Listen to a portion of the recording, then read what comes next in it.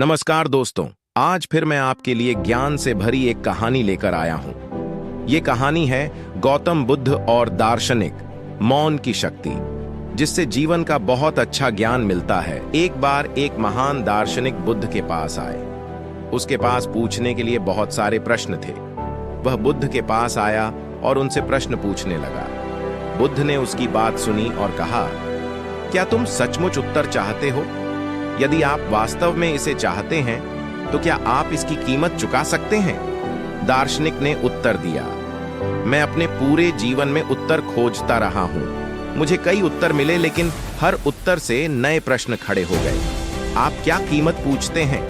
मैं पूरी कीमत चुकाने को तैयार हूं। मैं बस इन सवालों के जवाब चाहता हूं और इन सवालों के जवाब के साथ इस धरती से जाना चाहता हूं। बुद्ध ने कहा, अच्छा, अधिकांश लोग उत्तर तो चाहते हैं लेकिन कीमत चुकाने को तैयार नहीं है। इसीलिए मैंने आपसे पूछा। 2 साल तक चुप रहो, ये है कीमत। 2 साल तक मेरे पास चुपचाप बैठो और जब 2 साल बीत जाएंगे तो मैं खुद तुमसे कहूंगा कि सवाल पूछो। उस समय आप जो भी उत्तर चाहते हैं वह पूछ सकते हैं। मैं वादा करता हूं कि मैं हर बात का जवाब दूंगा। मैं सभी संदेह दूर कर दूंगा।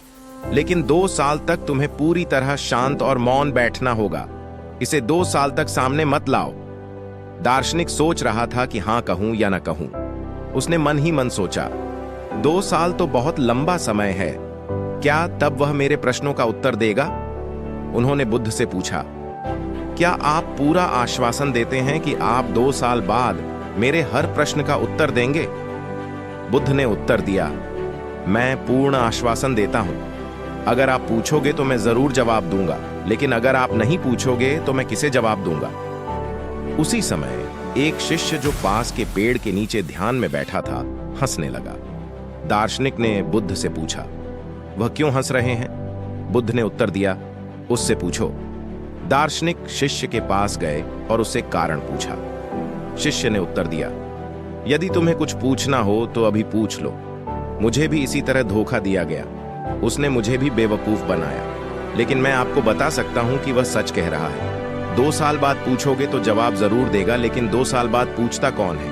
मैं यहां 2 साल से चुपचाप बैठा हूं और वह मुझे उकसाते रहते हैं कि पूछो भाई से।